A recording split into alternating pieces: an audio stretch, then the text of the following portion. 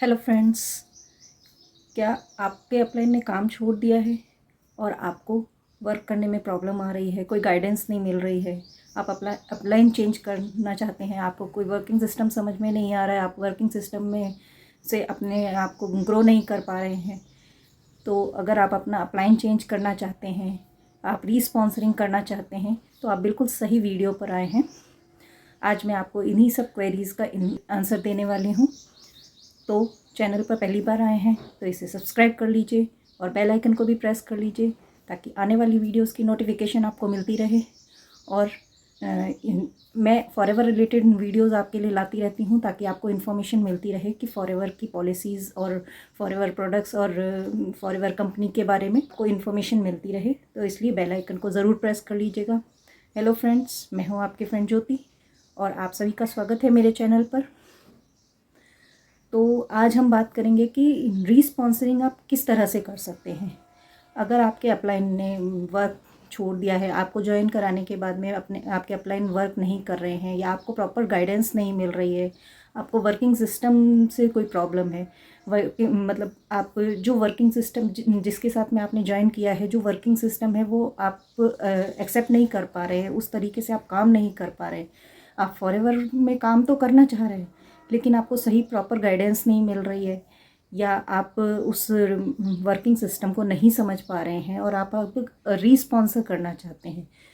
तो फॉरएवर की पॉलिसी के अकॉर्डिंग अगर आपने अपनी आईडी बना ली है, अपने आप को रजिस्टर कर लिया है, रजिस्ट्रेशन कर लिया है और केवाईसी भी कर ली है, पर आपने अगर कोई बिलिंग नहीं की है तो आप 30 to 45 डेज़ के बाद में आप रीस्पॉन्सर कर सकते हैं।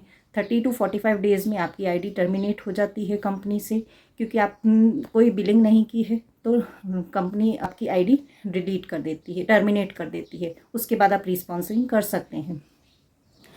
दूसरा पॉइंट है, अगर आपने आईडी बना ली है, केवाईसी नहीं की है, तो उसमें भी यही सिस्टम है।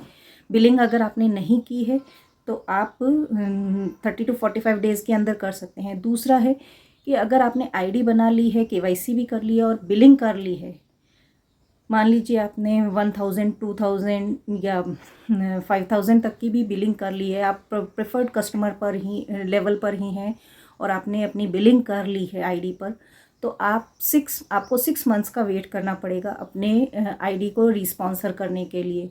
और उस 6 मंथ्स की टाइम लिमिट में आपको ना तो अपनी आईडी पे कोई भी प्रोडक्ट्स परचेज़ करने हैं, ना ही आपको कोई ज्वाइनिंग करानी है। आपको बिल्कुल इनएक्टिव रहना पड़ेगा 6 मंथ्स तक, तभी आपकी आईडी रीस्पॉन्सरिंग के लिए एलिजिबल होगी। और अब बात करते हैं, अगर आप 2CC कर चुके हैं तो रीस्पॉन्सरिंग कैसे कर सकते हैं। तो कंपनी की पॉलिसी के अकॉर्डिंग अगर आपने 2CC कर लिया है, अपना परमानेंट लेवल एक्वायर कर लिया है, तो उसके बाद में आप 1 ईयर तक आप अगर अपनी आईडी पे इनएक्टिव रहते हैं, कोई भी बिलिंग नहीं करते हैं, किसी की ज्वाइनिंग नहीं कराते हैं, तो उसके बाद में आप रीस्पॉन्सरिंग के लिए अप्लाई कर सकते हैं, एलिजिबल हो सकते हैं। इसमें ऐसे मान लीजिए कि आपने जुलाई में ज्वाइनिंग की है, 2CC कर लिया आपने और अब आप सोच रहे हैं कि मेरे को रीस्पॉन्सर करना है, मुझे वर्किंग सिस्टम समझ में नहीं आ रहा है या मैं वर्क कर नहीं पा रहा हूँ यहाँ पर इस सिस्टम से, या और भी कोई जो प्रोसेस है जो आप नहीं समझ पा रहे हैं कि भी मेरे को इस सिस्टम से काम नहीं करना, मुझे कोई दूसरा सिस्टम चाहिए। हम जैसे ऑटोमेशन के थ्रू वर्क करते हैं तो काफ़ी लोग भी ऑटोमेशन के थ्रू वर्क करना चाहते हैं, टोटली ऑनलाइन, और ज्वाइन हो जाते हैं।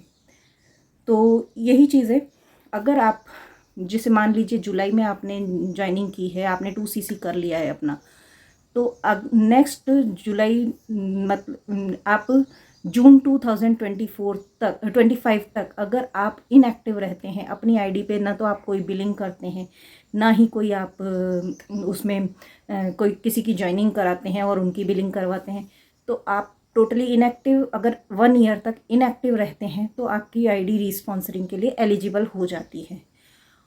और अगर मान लीजिए अगस्त सितंबर में आपने कोई बिलिंग नहीं की और मान लीजिए अक्टूबर में आपने कोई बिलिंग कर दी या किसी की ज्वाइनिंग करवा दी अपनी आईडी पे, तो फिर उससे आपको 1 साल तक का वेट करना पड़ेगा। मतलब जो लास्ट आपकी बिलिंग होगी या ज्वाइनिंग की या बिलिंग होगी, उस पे आपको उससे आपको 1 ईयर तक इनएक्टिव रहना पड़ेगा, तभी आपकी आईडी एलिजिबल होगी रीस्पॉन्सरिंग के लिए।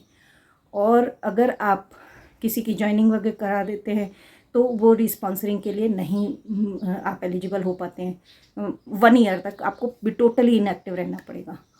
और एक और अकॉर्डिंग टू पॉलिसी, फॉरएवर की पॉलिसी के अकॉर्डिंग आपको ये चीज़ पूरा ध्यान में रखना पड़ेगा कि अगर आपके अंडर में कोई टीम है, आपकी कोई डाउनलाइंस हैं, और अगर आप रीस्पॉन्सरिंग करते हैं तो आपकी सब डाउनलाइन को आपको वहीं छोड़ना पड़ेगा। आपको रीस्पॉन्सरिंग करके वापस से 2CC से ही स्टार्ट करना पड़ेगा। आप वापस से प्रेफर्ड कस्टमर लेवल पर आ जाते हैं। तो इस चीज़ का आप ध्यान रखिए कि अगर आप 2CC कर लेते हैं और अगर आपके डाउन में कोई टीम है तो उस पूरी टीम को आपको वहीं छोड़ना पड़ेगा। और अगर आप सोच रहे हैं कि फिर उनका क्या होगा, तो जो आपके अपलाइन होंगे ना वही उनके अपलाइन कहलाएंगे, वो आपकी पूरी टीम उनके डाउन में चली जाएगी। तो आई होप आपको ये चीज़ समझ में आई होगी कि रिस्पॉन्सरिंग आप किस तरह से कर सकते हैं। तो आज की वीडियो पसंद आई हो तो इसे लाइक कीजिएगा और चैनल को सब्सक्राइब कीजिएगा, बेल आइकन भी ज़रूर प्रेस कीजिएगा ताकि आने वाली इन्फॉर्मेटिव वीडियोस आपको मिलती रहें। सो आज के लिए बस इतना ही।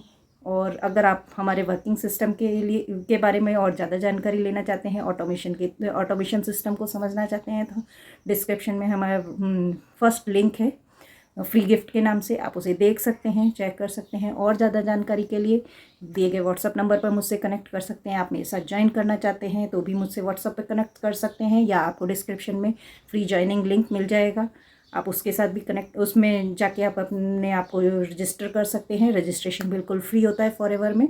आप मेरे साथ ज्वाइन करके वर्क ऑटोमेशन सिस्टम के थ्रू वर्क कर सकते हैं, हमारी टीम का पार्ट बन सकते हैं। सो आज के लिए बस इतना ही। Thank you, bye bye, take care.